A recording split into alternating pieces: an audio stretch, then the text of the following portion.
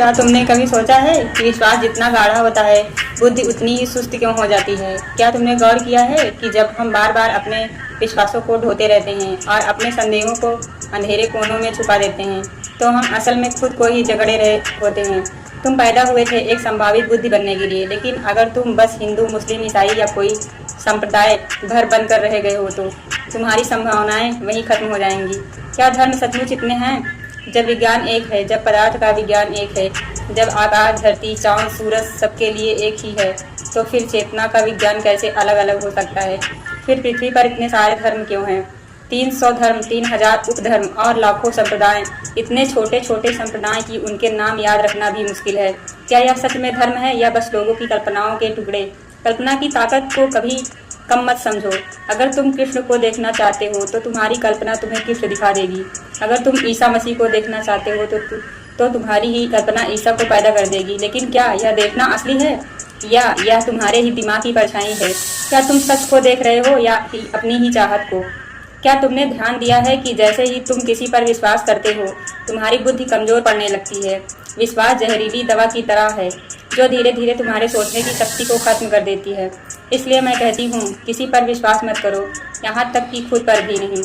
खोजो, देखो और अपनी अंतर्दृष्टि को जानो, वही तुम्हारा रास्ता है। चाहे बाकी दुनिया उस पर चले या न चले, कोई फर्क नहीं पड़ता, क्योंकि हर इंसान अनोखा है और उसकी ज़िंदगी भी अपनी खूबसूरती में अनोखी है। क्या फ़ायदा है उस प्रेम के बारे में सारी किताबें पढ़ने का, सारी कविताएं और उपन्यास जमा करने का, अगर तुमने कभी प्रेम किया ही नहीं?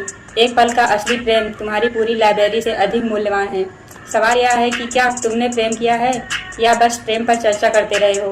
क्या तुमने गौर किया है कि हम सब जिस दौड़ में भाग रहे हैं उसे रैट रेस कहते हैं, और इस दौड़ का सबसे अजीब पहलू यह है कि अगर तुम इसमें जीत भी गए तो भी रहोगे सिर्फ एक चूहा। तो क्या यह दौड़ सच में तुम्हारे जीने के लायक है? और यह डर हर किसी के भीतर जो गहरा डर बैठा है वह कहाँ से आता है? क्या यह सच नहीं कि डर हमेशा दिमाग का हिस्सा होता है और दिमाग तो असल में खोखला है, बिना किसी असली पदार्थ के, इसलिए वह लगातार ढका हुआ है। वह हमेशा कांपता रहता है, हमेशा असुरक्षित रहता है। उसे डर है कि एक दिन तुम जाग गए तो उसका खेल खत्म हो जाएगा। वह जानता है कि अगर तुम ध्यान की अवस्था में पहुंच गए तो उसका अस्तित्व मिट जाएगा। यही उसका मूल डर है। तो सोचो, तुम अपने विश्वासों में जी रहे हो या अपने संदेहों में जाग रहे हो? तुम प्रेम के बारे में पढ़ रहे हो या प्रेम को ही जी रहे हो? तुम दौड़ में भाग रहे हो या अपने ही रास्ते पर चल रहे हो? तुम धर्म खोज रहे हो या धर्म की दुकानों में फंस गए हो?